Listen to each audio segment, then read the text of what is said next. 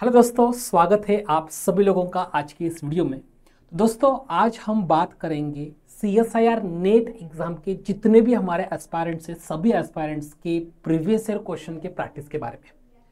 Usually students बहुत अलग अलग तरीके से ट्राई करते हैं या फिर सोचते हैं, क्वेश्चन को सॉल्व करते हैं, PYQ को सॉल्व करते हैं। हर किसी का एक अलग अलग पैटर्न होता है और यही सबसे बड़ा कारण हो जाता है कि स्टूडेंट 90% ऐसे हमारे स्टूडेंट्स हैं जो गलत कर रहे हैं। गलत कर रहे हैं मतलब क्या कर रहे हैं? मतलब उनको पता ही नहीं है कि अगर मुझे प्रीवियस ईयर क्वेश्चन से सबसे बेस्ट वर्जन अपना बाहर निकालना है, सबसे बेस्ट कंटेंट बना के समझना है, पढ़ना है, जानना है, तो वो मैं कैसे करूं? यूजुअली स्टूडेंट का दिमाग में सबसे पहले तो क्या रहता है पता है? वो स्टार्टिंग में ही प्रीवियस ईयर क्वेश्चन सॉल्व करना स्टार्ट कर देते हैं और फिर जब वो पढ़ेंगे फिर से प्रीवियस ईयर क्वेश्चन देखेंगे, फिर से पढ़ेंगे, फिर से प्रीवियस ईयर क्वेश्चन देखेंगे। ऐसे करते करते दोस्तों उनको वो क्वेश्चन रटने लगते हैं। तो वो क्वेश्चन के कंसेप्ट को देखे बिना ही क्वेश्चन को देखना स्टार्ट कर देते हैं, कहीं पे सॉल्यूशन देखना स्टार्ट कर देते हैं और वो फिर आप बोल सकते हैं कि वो मेमोरी जो है वो मेमोराइज करके रखते हैं, मतलब रटने वाला काम करते हैं, याद रखते हैं और फिर बोलते हैं कि PYQ से तो कोई फायदा नहीं होता। अरे भाई, कैसे होगा? आपको अगर किसी क्वेश्चन पेपर को सॉल्व करना है तो उसके आप पहले ही क्वेश्चन देख लोगे तो आपको वो सॉल्व करने में कैसे डिफिकल्टी फेस करनी पड़ेगी, आपकी प्रैक्टिस अच्छी कैसे होगी? होगी नहीं। इसलिए ये चीज़ को तो सबसे पहले दिमाग से हटा दो कि आप पढ़ाई के स्टार्टिंग में ही PYQ सॉल्व करना स्टार्ट कर दो।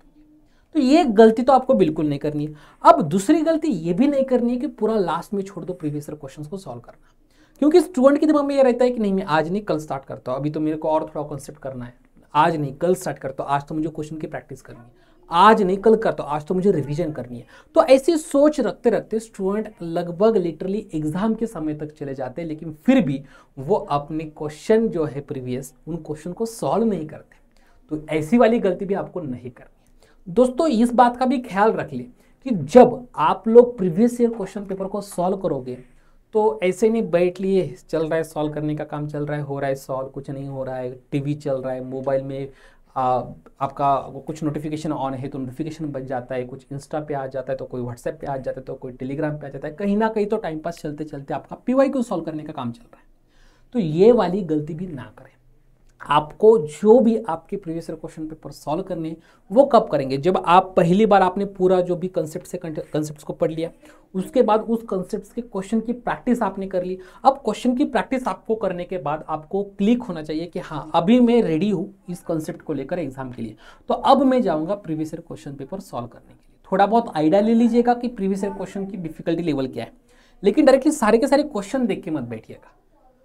सो दैट आपको पता चलेगा कि आपने जो अब तक पढ़ा है, जो आपने क्वेश्चन प्रैक्टिस अब तक की है, वो कितनी अच्छी तरीके से आपने की है। अगर नहीं किए तो प्रीवियस ईयर क्वेश्चन पेपर आपको सॉल्व नहीं होंगे, अगर किए तो प्रीवियस ईयर क्वेश्चन आपको सॉल्व हो जाएंगे।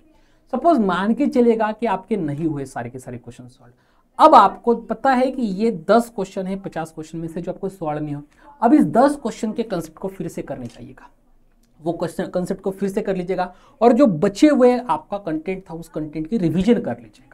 तो वो रिवीजन और जो नए कंसेप्ट जो आपको नहीं आ रहे थे, जिसके क्वेश्चन आपको सॉल्व नहीं हुए थे, वो फिर से करके फिर से उस 10 क्वेश्चन को सॉल्व करने के लिए चले जाइएगा। तो ऐसे प्रोसेस आपको रखनी है और ये करते समय इस बात का भी ख्याल रख ले कि भाई, जो स्टूडेंट है जो ऐसे सोचते हैं कि sir sequence and series of function तो बहुत डिफिकल्ट है तो मैं इसके क्वेश्चन नहीं करता, PYQ भी छोड़ देता हूँ। क्यों छोड़ने भाई? पॉसिबल है कि उसमें से 10 क्वेश्चन में से 3 ऐसे PYQ हो जिन PYQ के क्वेश्चन को एज इट इज आप एग्जाम में पाओगे। तो कुछ नहीं तो डिफिकल्ट टॉपिक भी क्यों ना हो, उनके प्रीवियस ईयर क्वेश्चन को तो करके जाना। पॉसिबल है कि सिमिलर टाइप का क्वेश्चन आपको एग्जाम में देखने को मिले, तो ये गलती आप लोगों को नहीं करनी। और जब क्वेश्चन को सॉल्व करेंगे तो एग्जाम लाइक कंडीशंस आपके सामने रख लो। आपके सामने जैसे यहाँ पे स्टूडेंट के सामने टाइमर दिखाई दे रहा है, तो आपके सामने भी प्रॉपर टाइमर दिखे, आपको प्रॉपर जो एनवायरनमेंट हो वो इस प्रकार का एनवायरनमेंट हो कि आप बहुत कंफर्टेबल भी फील ना करें। आपको पता हो कि एग्जाम का फील कैसा है, तो उस फील में बैठने की कोशिश कर लो और उस टाइप से क्वेश्चन की प्रैक्टिस करने की कोशिश कर लो, जिसमें आपको टाइमर भी लगाना पड़ेगा, जिसमें आपको पॉसिबल है कि पसीना भी आ जाए, गर्मी है तो पॉसिबल है कि आपको वहाँ पे ठंड भी लगे, पॉसिबल है कि आपको थोड़ी बहुत कहीं बाहर की आवाज़ भी आती रहे। तो बहुत अच्छे से शांति से भी प्रयास मत कर लो PYQ सॉल्व करने का, एग्जाम वाला फील ले लो और उसके हिसाब से ही क्वेश्चन को आप लोगों को सॉल्व करना है। याद रखिएगा इस चीज़ को हमेशा ही जब जब आप मिस्टेक करोगे तब तब आप कुछ ना कुछ तो सीखोगे।